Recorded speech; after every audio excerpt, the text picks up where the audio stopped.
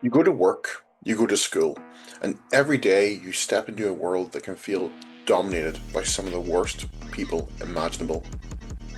We live in a society where many people feel powerless. Decisions are made above our heads, institutions seem impossible to change, and those at the bottom are often left fighting over the scraps. And for someone like me, one game became the ultimate power fantasy for escaping this reality.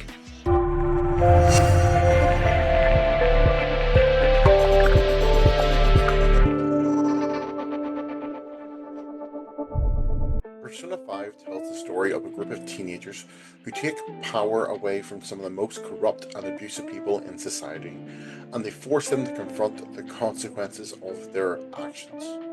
From a truly vile teacher to a powerful politician, nobody is beyond accountability. And a quick caveat here, there'll be some spoilers ahead, and I'm talking specifically about Persona 5, not Persona 5 Royale, as I'm currently doing my first ever playthrough of that, even though I bought the game many years ago. So feel free to at me in the comments and tell me who the best girl is.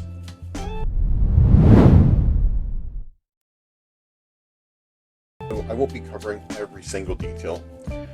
In Persona 5, you play as Joker, a teenager who intervenes to stop a woman from being assaulted, and rather than be rewarded for his good deed, he's labelled a troublemaker and placed on probation, and as a result he is sent to live in Tokyo with a family friend. Soon, Joker gains the ability to enter people's hearts and change them from within. The first major target is Suguro Kamishita, the school's volleyball coach, and behind his perfect public image is one where he physically, emotionally, and eventually sexually abuses his students. And when his actions drive one student to attempt to unalive herself, Joker and his friends enter Kamishita's distorted cognition. This is his heart, and within this cognition, the school appears as a castle. The castle reflects where Kamishita sees himself, as a king who owns everyone around him, and it's a perfect visual metaphor for his inflated sense of self-importance and entitlement. Characters like Kamoshida display deeply narcissistic traits, believing the rules don't apply to them and treating others as little more than tools for their own gratification. And if you'd like to learn more about narcissism, check out some of my earlier videos linked on the screen. And honestly, taking this son of a bitch down is one of the most satisfying moments in gaming, if not all of fiction. And watching a true bully, someone who preys on the vulnerable and abuses his power, finally break down and confess to his crimes. Oh, chef's kiss, it's just wonderful. And rather than killing him, the Phantom Thieves force him to live with what he's done. They compel him to confess his crimes publicly and accept responsibility for them.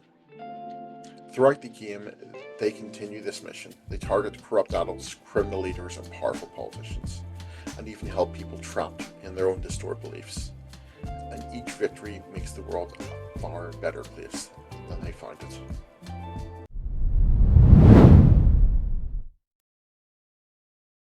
The game begins with isolation. Joker arrives in Tokyo with no friends, a damaged reputation, and a society that has already judged him.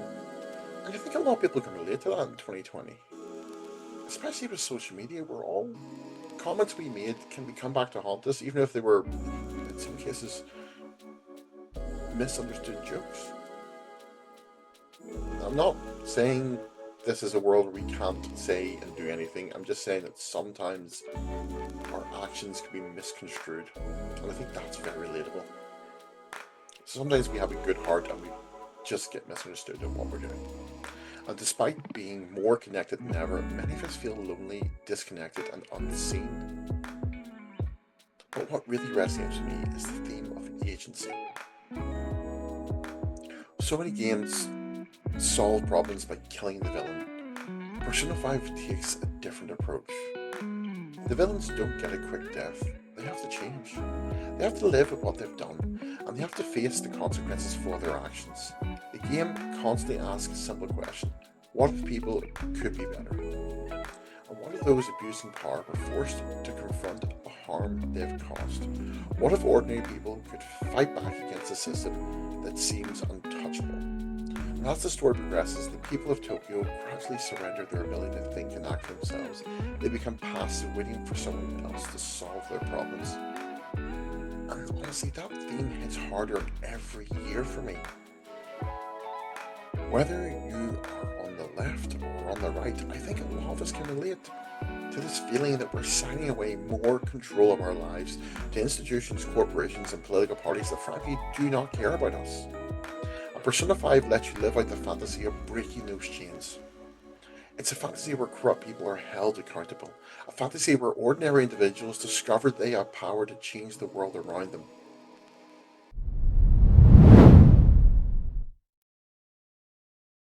This might sound a little silly, but I think there's something deeply primal about why we're drawn to stories like this. Ever since our ancestors gathered around campfires and in the amphitheaters to hear tales of heroes and demigods, we have looked for figures who could stand against the chaos when we could not. They give us hope, purpose, and this comforting belief that the world can be changed for the better. Psychologically, these characters also give us a sense of agency. Watching heroes bring order to a broken world can help us imagine bringing order to our own lives, making overwhelming problems feel just a little bit more manageable. And this is true. I think reading these stories helps, like in books, can help calm the tempest in our hearts. And we're wired to empathize with them. That's a really important bit of these characters. Over dozens of hours in Persona 5, you aren't just fighting monsters. You go to school, you play games, you build friendships, you build relationships, and you simply spend time together as ordinary teenagers. There's something quite beautiful about that. We don't just control the Phantom Thieves, we become invested in them. And that's the beauty of video games, I think, in general, if they're done right. And I think that's why Persona 5 resonates with so many people. It's not just a story about stealing hearts, it's a story about finding the courage to believe that people and the world around us can still change for the better. My name's David, and I'm the Conqueror Chronicler. I'll see you next week.